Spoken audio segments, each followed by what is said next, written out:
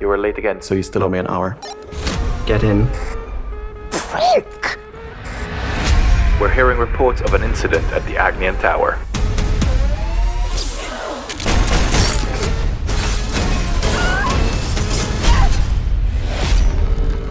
999, what's your emergency? Are you fucking kidding me? Greedy, needy, cocky.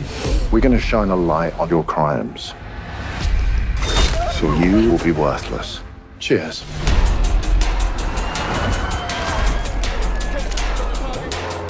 Great to have you on board. Then he attempts to gain access. The whole building explodes.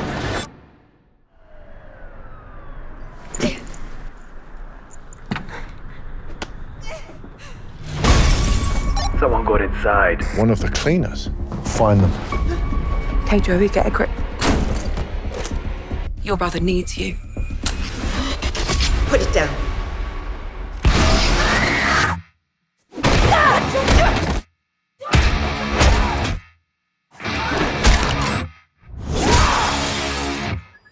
See if you can do better than the last 3 assholes you sent. If I did, the cleaner. Exile me. You got this, Joey. Everyone's got a personal, Joey. If you touch him, I will end you. No smoke without fire, right? He's going to blow the building. I've got what he wants. You get as many people out as you can. You want to hang this whole operation on a window cleaner who couldn't hack the army? I was never there for you. This time I'm not going to let you down. I know you need to concentrate. Don't stop. Takes my mind off the massive wall and the dickheads with guns.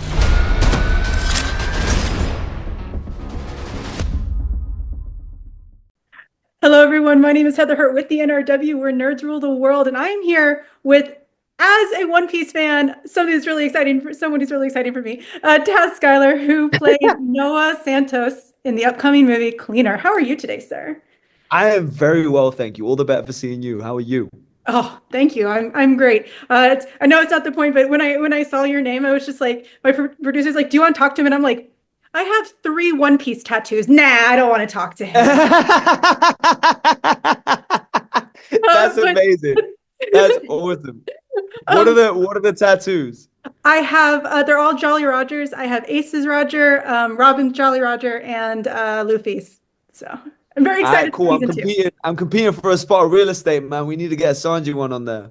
I'm trying to decide a Sanji X Zoro tattoo, so we'll figure it out. All right, cool. Depending on how this interaction goes, one of us will take the spot, right? Okay. I'll tag cool. you. My husband has a big One Piece tattoo. I'll tag you. Nice. Appreciate you. But to get to the real bit, I'm so sorry. Cleaner, featuring you and Daisy Ridley, of course. What were your thoughts about this movie when it was first placed in front of you? I thought it was wild, and I was trying to figure out if I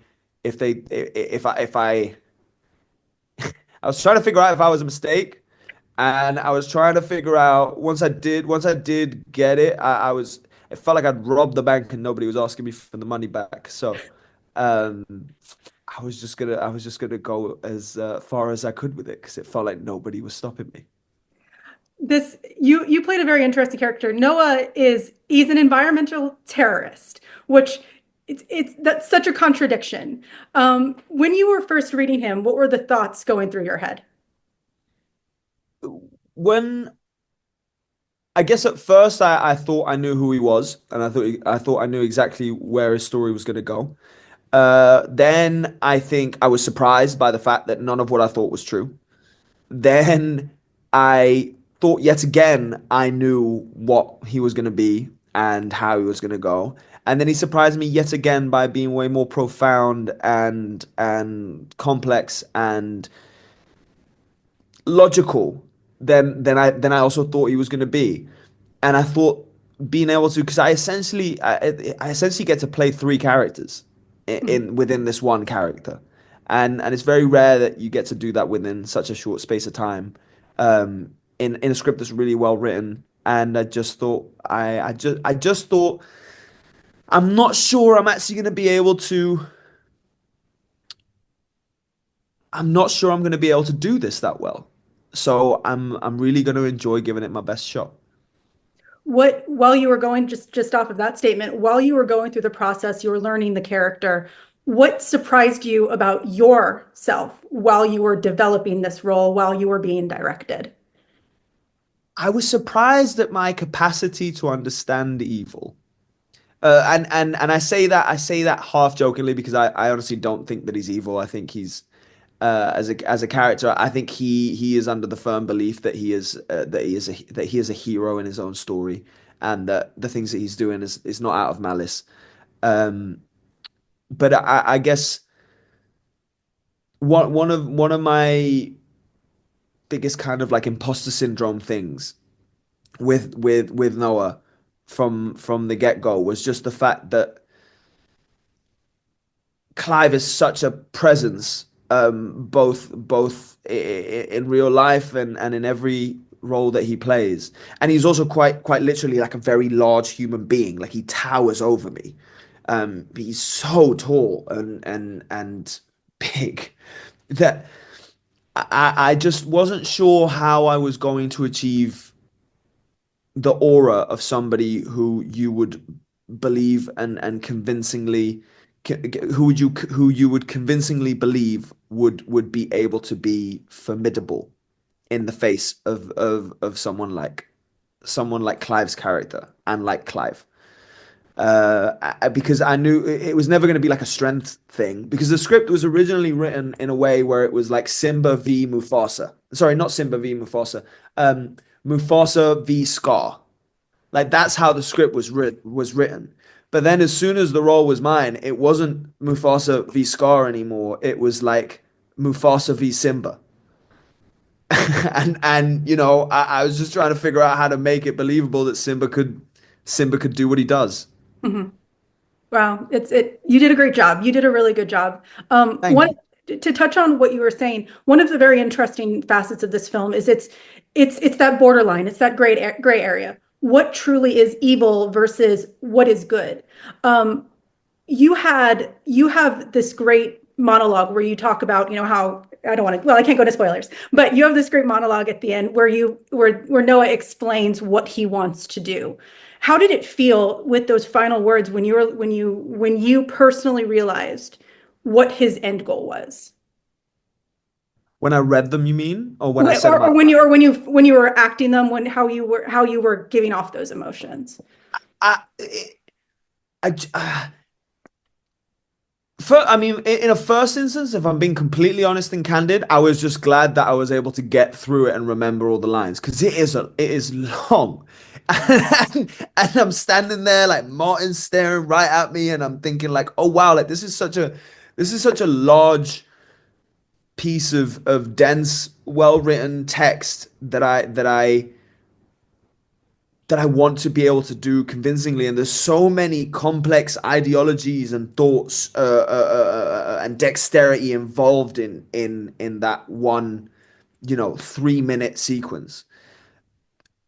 That I was just trying to chart my way through it. So instead of thinking of the whole thing as a whole, I was really just thinking about every single point that he makes, and hoping that once I'd ended making that point, I would understand what the next point was. And because it's so well written, it did actually happen like that. So I would chart my way through and convince myself of the point while I was saying it. Be kind of surprised a little bit of how much I actually believed the point, because so many of the points aren't untrue, aren't illogical. Mm-hmm. And then proceed to the next point. And I think by the end of it, I was almost a little bit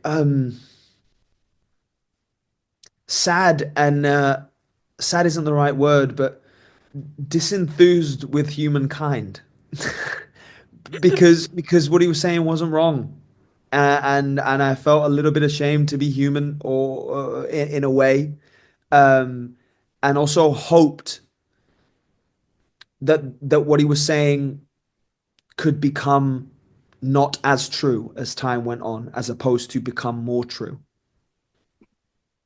That is That is a strong statement, and I hope the audience can see that because I definitely did. It was wonderful. Thank you. Let's talk about you and your co-star. What was it like working with the one, the only Daisy Ridley? Yeah, she's awesome, man. She knows exactly what she wants to do. She comes in with energy, with preparation, and with the strive to get through the work that we have to do every day in the most inspired and creative and forthright way.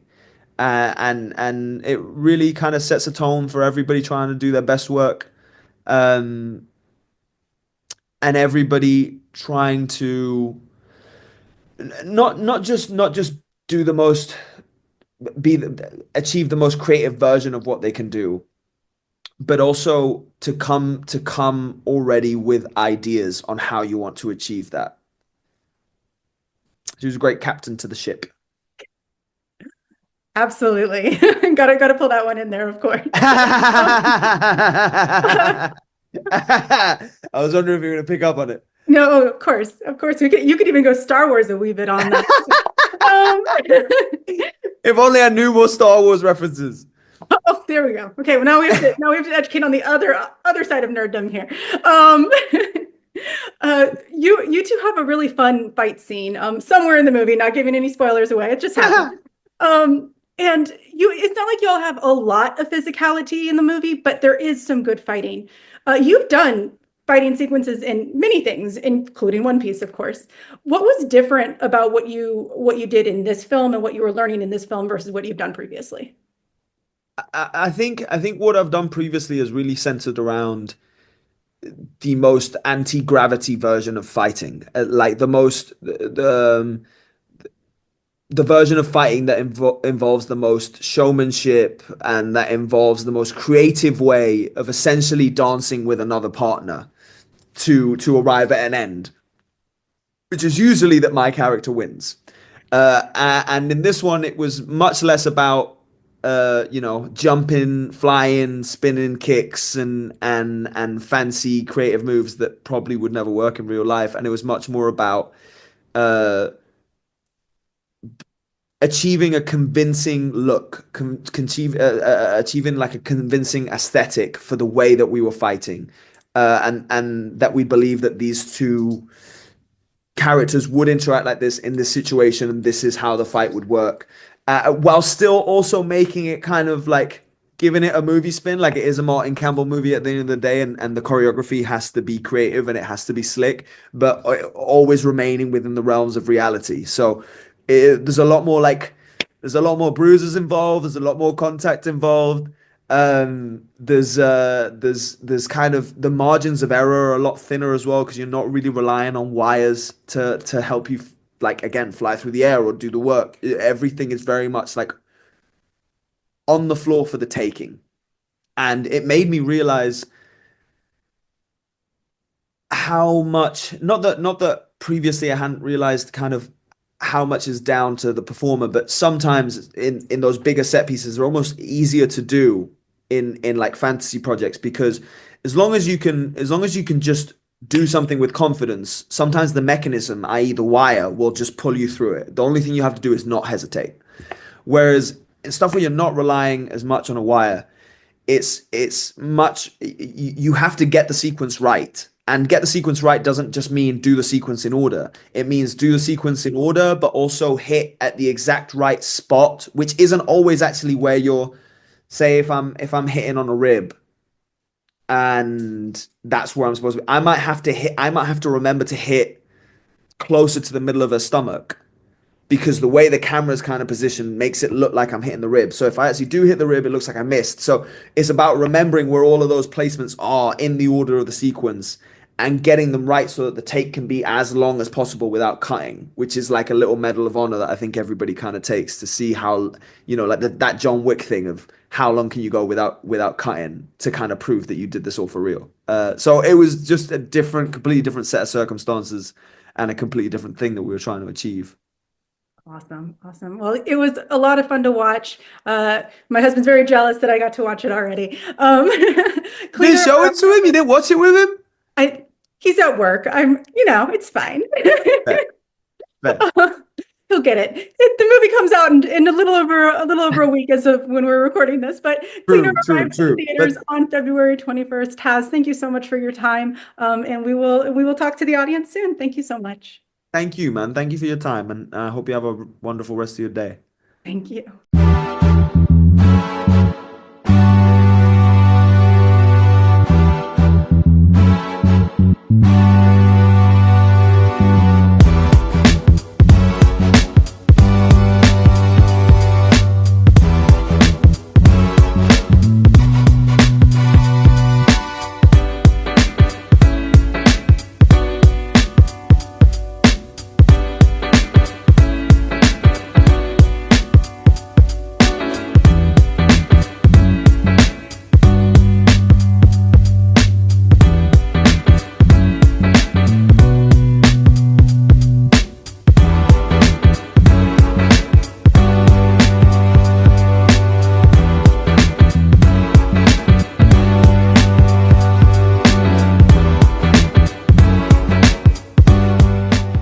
Pleasure chatting with you. Love to all my nerds who rule the world.